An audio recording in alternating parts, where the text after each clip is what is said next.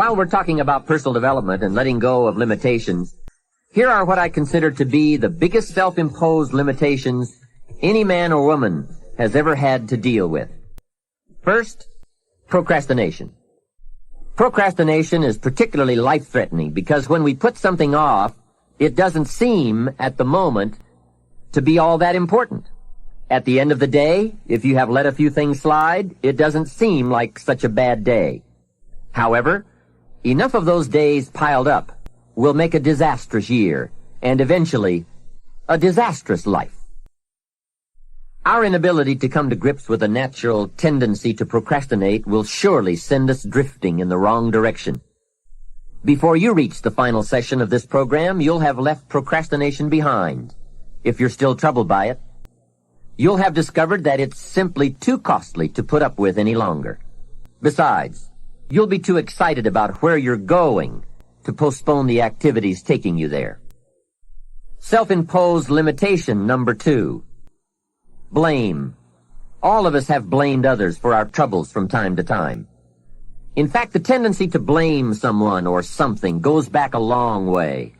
When there were only 2 people on earth, it wasn't long before they started blaming. The man said, "It was the woman. She got me into this." And the woman blamed the serpent. Blame seems to be one of those negative tendencies that just comes naturally. The ego striving to defend itself. Remember the list I came up with to explain why I wasn't doing well? One of the items that was high on my list was prices. I told Mr. Schoaf that my problem was everything costs too much. However, he soon set me straight on that by saying, "Mr. Rohn, that is not the problem. Let me tell you the real problem. You can't afford it." It's not it.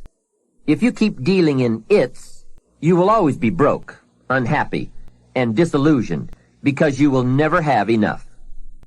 Don't deal in its. Deal in you.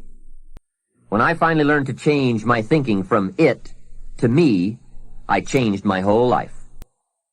What a life-changing experience to finally meet someone who doesn't hesitate to put it on you or on your tendency to indulge in blame or procrastination. That is indeed a banner day when you meet someone who has learned how to skillfully and carefully attack the same problem that has kept you from doing very well, or kept you beneath your potential, or kept you off balance as to your own self-worth. It is so easy to mistake appearances for reality, to confuse the symptom with the real cause. Along with blame comes the third negative tendency we want to eliminate: excuses. Guess how many excuses we have? 1 million. And in the course of a lifetime, we will probably use them all, unless somebody finally comes along and blows all those excuses apart to make us come face to face with the real reasons for our current dilemma. Until that time, we will probably use another 1 million excuses to prevent ourselves from having $1 million. Here's one of the major questions I'll pose to you during this program. What are you going to do starting today that will make a difference in how your life works out? Good question, right? What are you going to do? See, if you don't do something starting today that will make a difference, guess what? It's going to be the same. And you can guess what the next 5 years are going to be like. Just look at the last 5. The next 5 years will be like the last 5 unless you, Major Key, make all the changes. Now here's another key question. What can you do starting today that will make a difference? That's a good question. What can you do? What can you do with economic chaos? What can you do with massive disappointment when it's all gone wrong? What can you do when it won't work, when you've run out of money, when you don't feel well, and it's all gone sour? What can you do? Well, let me give you the broad answer first. Here's what you can do. You can do the most remarkable things, no matter what happens. Hey, people can do incredible things, unbelievable things. A man can do the most amazing things with the most impossible circumstances. A woman can do the most remarkable things with the most disastrous circumstances. Hey, I found out kids can do remarkable things. That is, if they have remarkable things to do. I also found out if they don't have remarkable things to do, there's no telling what they'll do. Now here's why humans can do remarkable things. It's because they are remarkable. They are not dogs, animals, fish, birds, amoebas. Humans are different than any other creation. When a dog starts with weeds, he winds up with weeds, and the reason is because he's a dog. But that's not true with human beings. Human beings can turn weeds into gardens. That's one of the major differences, being a human versus being a dog. Humans can turn nothing into something, pennies into fortune, disaster into success. And the reason they can do such remarkable things is because they are remarkable. So why not reach down inside of you and come up with some more of those remarkable human gifts? They're there, waiting to be discovered and employed. And with those gifts, change anything for you that you wish to change. And I challenge you to do that because you can change. If you don't like how it is for you, change it. If it isn't enough, change it. If it doesn't suit you, change it. If it doesn't please you, change it. And I challenge you to do all that because you can change. See, you don't ever have to be the same after today, only by choice. If you don't like your present address, change it. You're not a tree. Now for the process of change, just a philosophical pronouncement won't do. It takes more than that. And it takes more than enthusiasm. I know we are hearing a lot about enthusiasm these days.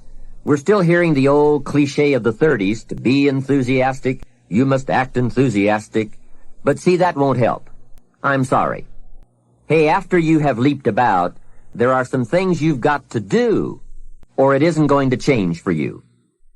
You can get all excited about lifting 200 pounds until you get to the gym. Then you need a new excitement. And the new excitement is discipline. Discipline, the major step to human progress. If there is one thing to get excited about, this is it.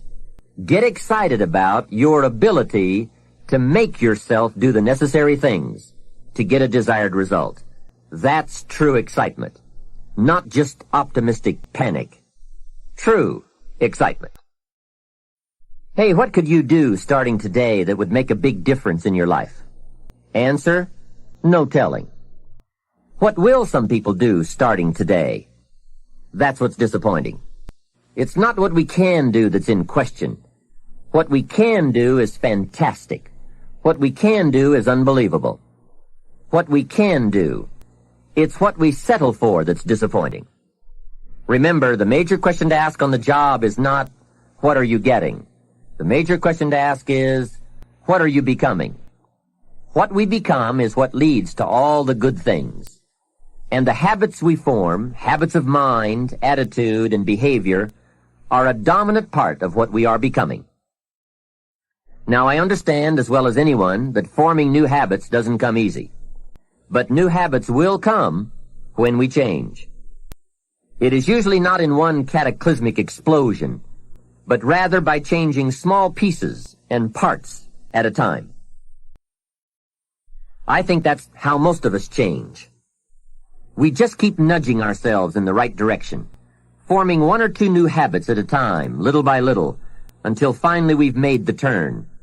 And this is where the good life comes from, those personal changes.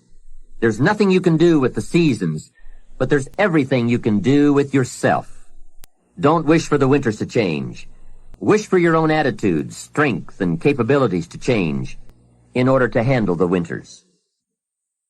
Really making personal changes calls for 10% inspiration and 90% perspiration. Wishing we could change is a beginning, but now wish must be translated into activity, and inspiration and affirmation must lead to discipline. We can affirm that we are going to change, but we must now form new habits and develop new disciplines for the affirmation to come true. Make sure your activities are not going in the opposite direction of your affirmation. Make sure your daily thoughts and activities take you in the direction of your affirmations.